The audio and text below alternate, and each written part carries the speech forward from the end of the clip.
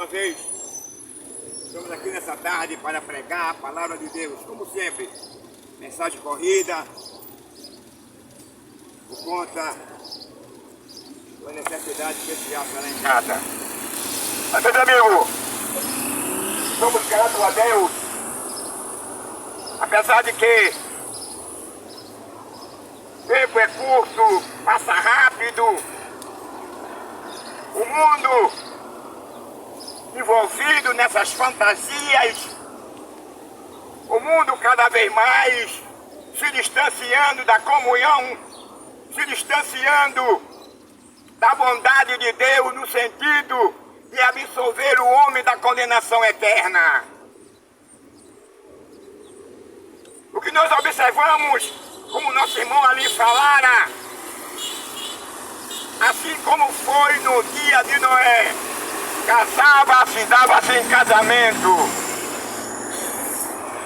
Se você parar e refletir um pouco nesse casava-se, dava-se em casamento, todavia, para que houvesse um crescimento populacional,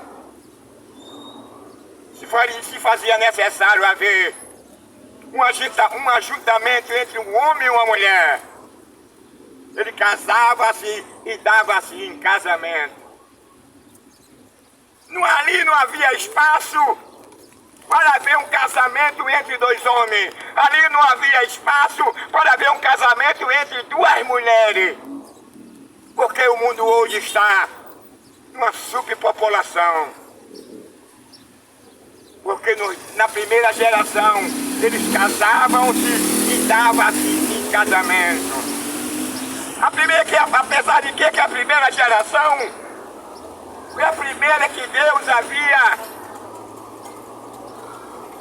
destruído aquela primeira geração pelo fator de eles ignorar a Deus, de eles viverem e terem uma vida totalmente contrária aos padrões morais de Deus. Apesar de que nos dias de Noé não existia lei. A única lei que existia naquela época era a lei da consciência. O homem veio tomar conhecimento que o adultério era pecado por meio da lei de Moisés. Mas o homem, na sua incredulidade, o homem, no abandono das coisas que proporcionava o bem-estar da família, da sociedade, eles davam uma costa. Um coração pervertido, um coração cheio de ganância, de materialismo, de violência, de idolatria. Não tinha prazer mesmo nas coisas desse mundo. Deus, naquela primeira geração, para ele não existia.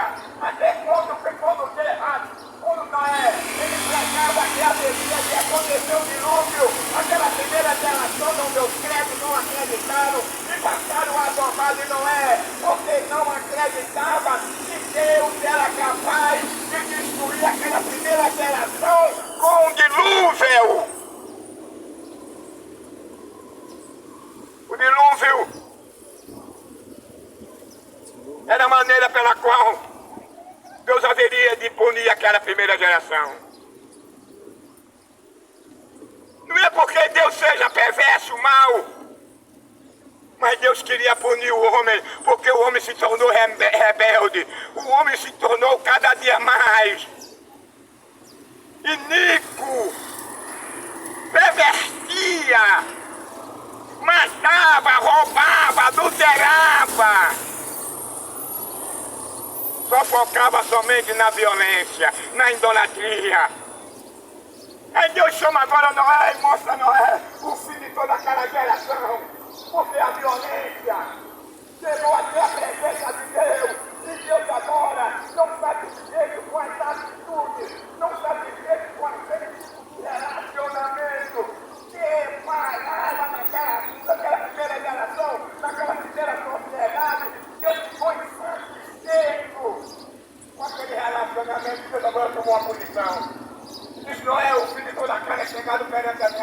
violência.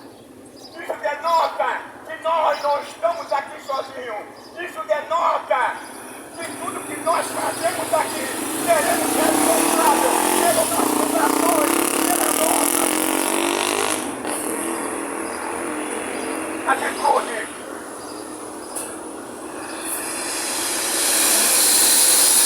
Porque Deus não tem prazer ministro de um homem. Mas o que levou a Deus eu tomar essa posição foi o amor, o prazer que o homem tinha neste mundo, o prazer que o homem tinha de proporcionar satisfação para Deus. O homem colocou Deus em último lugar na sua vida, na vida da sua família, na propriedade, nos seus negócios. O homem não queria dar mais atenção a Deus. O homem não considerava, não respeitava a Deus. O natureza contemporâneo não há muita diferença da primeira geração, não. O que é que nós hoje estamos vendo através da Bíblia? Pela escolha de Adão, Deus sua pecado de agradar a Deus, apontar a Deus. Foi a escolha que ele fez. Ele fez de comer do fruto do conhecimento do bem e do mal. Ele proporcionou e tem proporcionado e tem trazido para a sociedade muitos mal, muitos males. Por exemplo, o câncer, a cegueira, o infarto. Nos anos 60, nos anos 50, nos anos 40, eu acredito que muito pouco se falava dessas coisas. Já existia injustiça, é óbvio. Já existia violência, é óbvio. Mas é de escala inferior. Mas na medida que os anos foram se passando, na medida que a geração foi passando, os homens cada vez mais se tornaram idólatras. Os homens cada vez mais se tornaram assassinos. Os homens cada vez mais se tornaram abusivos. Os homens cada vez mais se tornaram a cópia daquela primeira geração. Amando as coisas desse mundo. Amando o diabo. Ele quer trazer, ele vê a sociedade na condição em que hoje se encontra. E por esta atitude, por esta manifestação, por esta escolha, por esse casamento que a sociedade, que o mundo tem com as coisas deste mundo, que vem ofender a lei moral e a lei natural de Deus. E suas consequências, elas são imediatas. Pela escolha do homem. O que é que nós estamos observando? Em lugar que sobe o mundo, em outro lugar não sobe.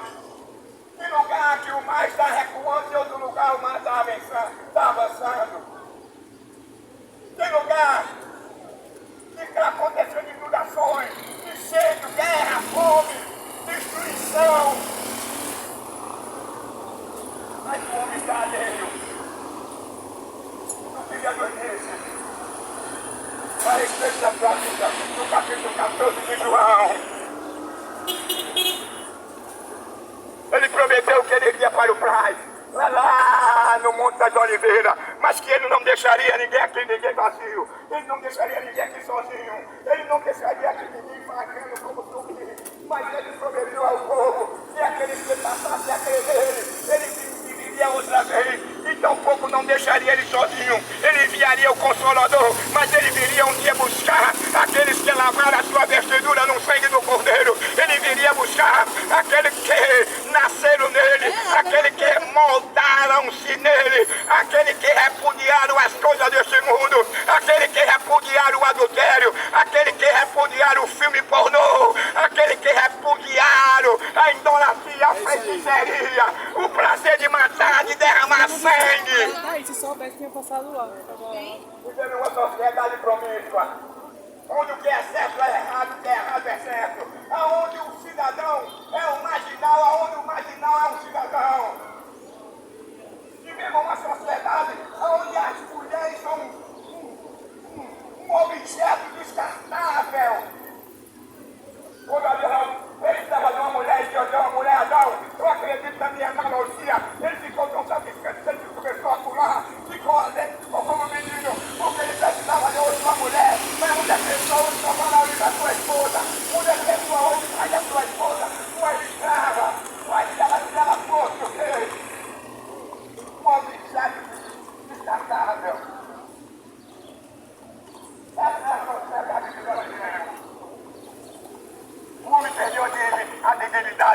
O homem perdeu a moral. O homem perdeu o fascínio por Deus. O homem perdeu o amor pela natureza. O homem perdeu o amor pelo seu próximo. Eu nunca vi se matar tanto como se mata hoje. Você morreu, assim como foi no dia de Noé, assim também será na vinda da volta do Filho do Homem. O escritor está dizendo, Jesus enfatizou que não haverá nenhuma mudança não, que não haverá uma outra sociedade diferente daquela de Noé não. Eu estou querendo dizer que essa sociedade agora é a mesma daquela de Noé. Os homens só pensam em matar, os homens só têm prazer em derramar sangue, os homens só têm prazer em espancar a sua esposa, os homens só têm prazer de fazer a sua esposa no torno de uma escrava, de uma rapariga, me permite a expressão, querendo, obrigando a ela, ameaçando a ela ter um relacionamento anal. Eu posso da natureza moral da natureza. Da lei natural, da lei moral de Deus.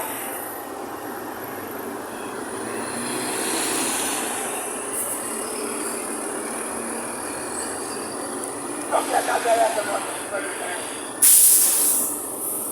Uma sociedade da expressão, os tiveram respeito. Uma sociedade podre, uma sociedade nojenta. Você não faz isso, não vai perder a atendido. Uma sociedade que tem um vocábulo podre. Uma sociedade que não respeita mais a pureza do casamento. Sabe o que é respeitar a pureza do casamento? É quando você conheceu uma moça, você não pode estarrar com ela, você não pode levar a sua namorada para o motel, você não pode usar o ano nem a boca das suas noivas antes de você se casar com ela. A Bíblia diz venerar e vira todo matrimônio sem mácula.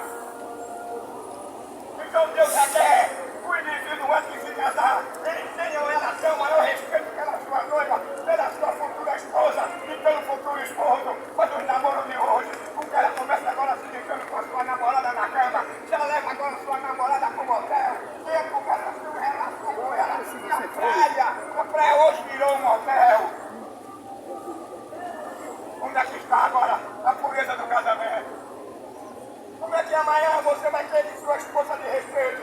Como é que você vai ter que amanhã os seus filhos vão de respeitar? Que você já começou mal, você já começou errado, você já começou dentro essa impureza, essa nojeira, essa imundície, essa falta de respeito da lei, da pureza.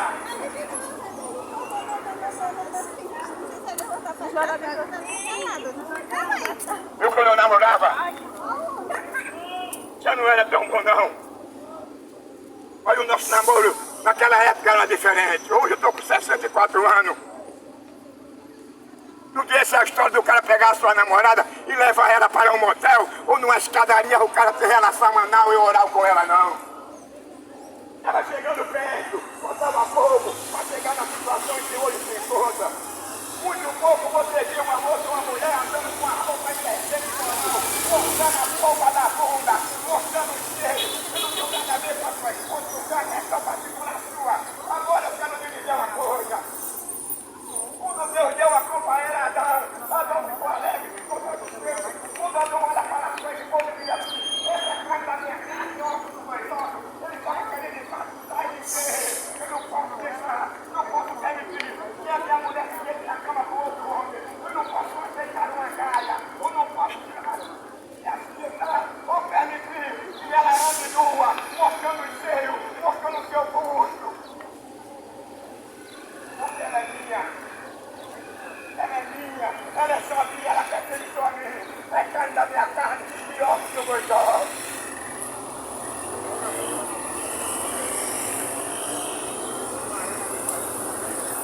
Mas infelizmente, essa sociedade que nós vivemos hoje, eu digo isso com o maior respeito, é uma sociedade que vive mergulhada no pecado, nos prazeres deste mundo. A Bíblia diz que quem ama este mundo de maneira alguma pode agradar a Deus. E o Romano diz, aquele que ama este mundo, ele não goza paz, não tem comunhão com Deus. Em outras palavras, ele se tornou inimigo de Deus. Ele tem mais prazer nas coisas deste mundo. Ele tem mais prazer de vestir uma calcinha. Ele tem mais prazer de vestir uma saia. Ele tem mais prazer de vestir um filetal. Já me faz então. Nos últimos tempos, a igreja, os irmãos tivessem cuidado dos falsos apóstolos, dos falsos cristos, da falsa religião. Religião não salva ninguém. Religião, ela pega e separa o homem de Deus. A religião só tem um objetivo, é o seu dinheiro. A religião não escraviza você. E Paulo diz o seguinte: tenha cuidado para que você não seja presa de homem algum. Porque quando apareceu essa denominação, na Bíblia, no capítulo 23, Jesus olhou para o tempo e disse que não ficaria pedra sobre pedra, que não seria derribado. Logo, Deus estava construindo um vínculo com o sistema religioso. Deus não estava mais satisfeito com o dinheiro, porque seria uma maneira de você se realizar, uma maneira de você tirar do miserável, pobre trabalhador, o único centavo que ele tem.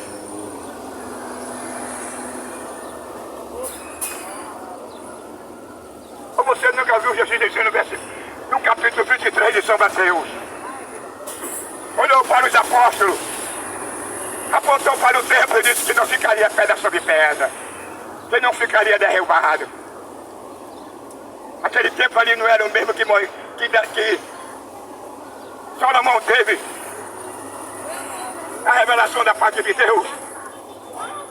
O modelo em que Salomão havia edificado. Deus agora estava cortando um vínculo com 4 paredes, com tijolo, com areia.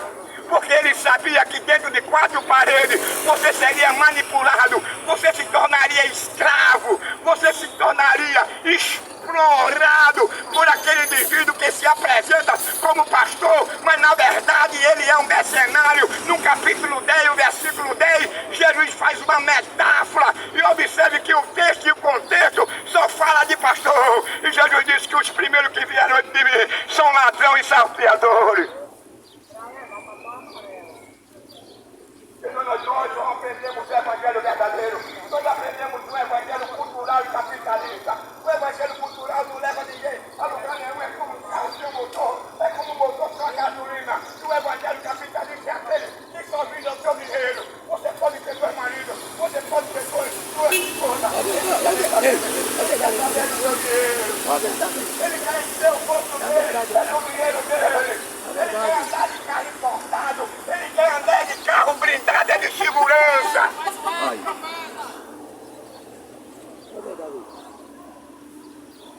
Você falando alguma coisa da Bíblia? Vai ser chamado. Paulo disse, eu quero que todos os homens honrem em qualquer lugar.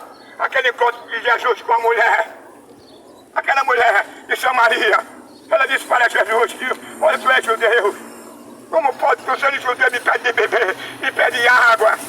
Porque havia uma insatisfação, havia uma separação entre os gentios e entre os judeus. Aí Jesus olhou para aquela mulher e disse assim, se você conhecesse aquele que a quem te pede água, não pediria só. Aí ela olhou assim para Jesus. Aí Jesus agora entrou na história, resumindo por causa da hora, aí Jesus agora entrou na história dela. Mandou ela chamar o marido. Aí Jesus disse, ó, tu tivesse 5, e esse último que tu tem não é teu.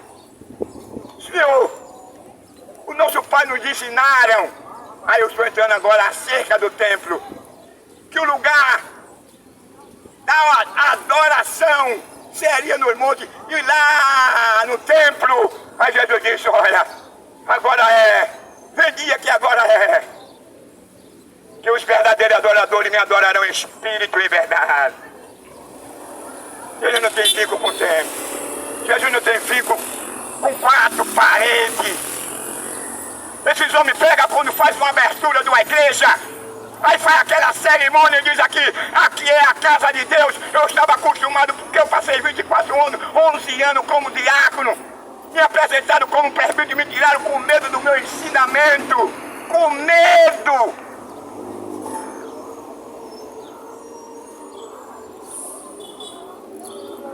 Me lembro quando eu aí, pastor Zé Leôncio, ainda.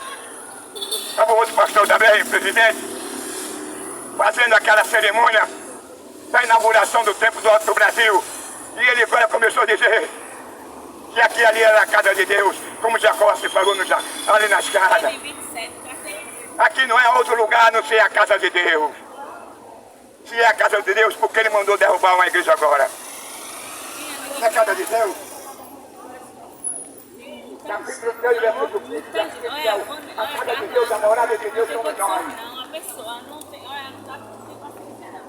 Não sabem vós que o templo de Deus são vós, que o Espírito de Deus habita em vós, agora é condicional, para que o Espírito Santo ele habite no homem. É preciso você abandonar o adultério, é preciso você abandonar as coisas desse mundo. E proporciona prazer, satisfação para Deus. Está escrito lá, estampado em gala, está estampada na carne. É mentira, é mentira, é declamação, é moralidade, é profissional, é oral, é apologia, o amor, é apologia, a violência, é apologia, o cuecão de couro, é apologia do cara ficar de quatro pés e ser penetrado por outro homem, é apologia de uma mulher ter relação com o animal, é apologia de um homem ter relação não só com outro homem, mas como um animal também. Deus condena essas práticas, Deus condena a suruba.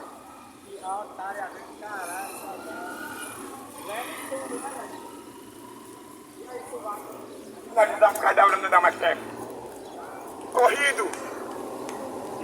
Por conta da hora do meu cachorro está sendo ser vacinado. Mas eu acredito que um dia, não estou pedindo a morte dos meus cachorros não. Você vai me dar mais tempo para eu pregar.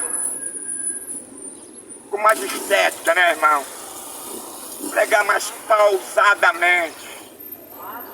Apesar que eu não sou um grande pregador. Agora eu tenho uma coisa. Para que você possa ser absolvido.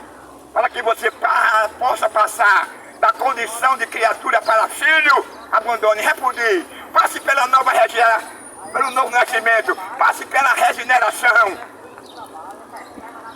Não faça apologia à ideologia de gênero, não faça apologia ao cuecão de couro, uma saia, um fio dental. Aceite Jesus. O homem transformado, a coisa muda na sua vida. A Bíblia diz que as coisas velhas se passaram e tudo se fez novo. Como e quando isso acontecerá na vida do homem? É quando ele reconhece que é um pecador. É quando ele deixa que Cristo reine no seu coração.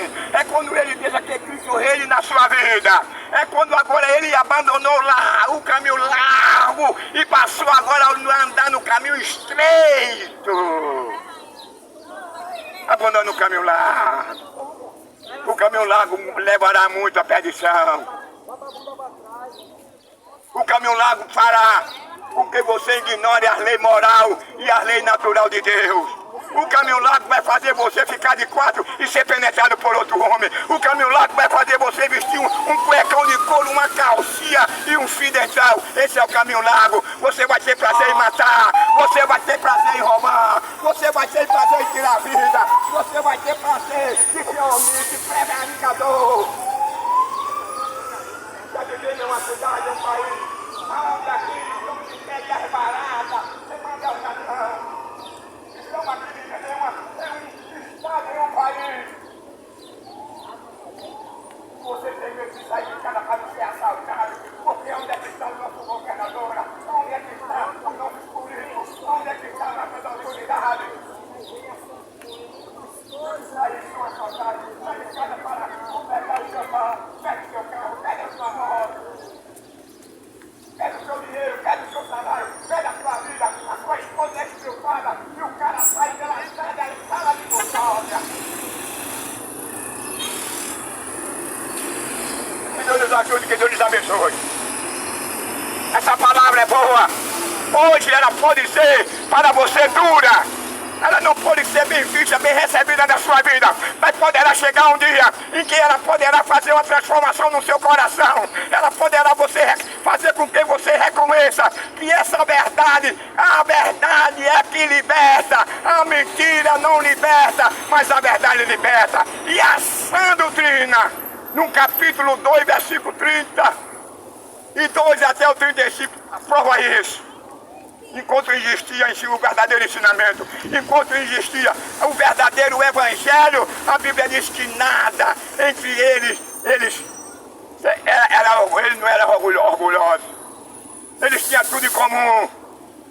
Eles repartiam, estavam juntos, estavam em comunhão. E não havia necessidade alguma entre eles, porque eles não depositavam dinheiro no bolso dele, nem no banco, para enriquecer a ele e a família dele. E ele viver bem, e a igreja comer ovo com cuscuz seco. Amém.